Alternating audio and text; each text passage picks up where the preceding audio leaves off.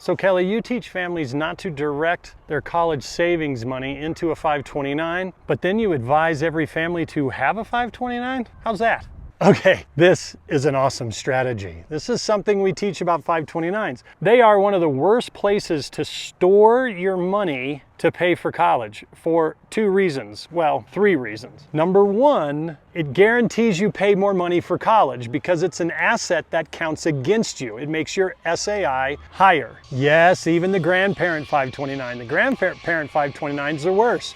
They're an asset that's off of your SAI calculations until you distribute from them. Every distribution from them counts as student income, and that's the highest calculation against the SAI. So the strategy with 529 with grandparents is that you use them last, preferably the senior year, so that it never counts against you. So that very first reason, they count against you, they make your SAI higher. Number two, it's a single purpose account, meaning the only thing you can do with it is deplete it. That money is gone forever. If you give me a $100 bill today, it's not that it cost you $100. It costs what that money could have done for you over time. There's a lost opportunity cost to paying cash. That money is gone forever. There's a lost opportunity cost to borrowing because you pay interest. There's a lost opportunity cost paying cash because you lose interest. 529s are a single purpose account. You can only deplete them and that money is gone. The third reason is, of course, they're at risk. They're managed by the state. It wasn't that long ago, a handful of years ago, I forgot what state it was, but lost 34% of their 529 value.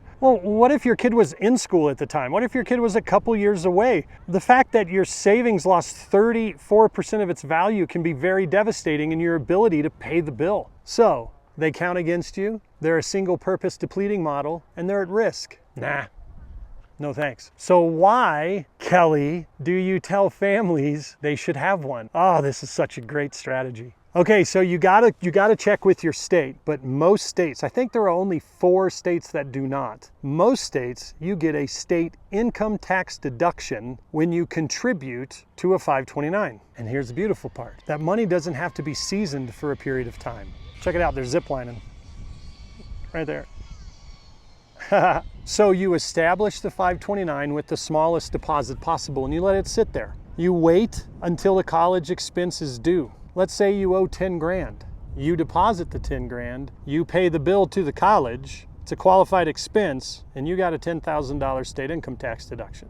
We refer to that as a 529 pass-through strategy. So every time you have a bill to pay for college, you put it in the 529, then you pay the bill, and you scored yourself a state income tax deduction. So for those living in California paying 13% in state income tax, if you're paying 20 grand a year in college expenses, that single strategy paid for double of the cost of my course. Tell you what, the stuff works. So look, if you find this valuable, please like it, please share it, leave me a comment and tag someone who needs to hear about this. And then go to collegemoneyacademy.com. You can register on our coming soon page. We're going to be live soon.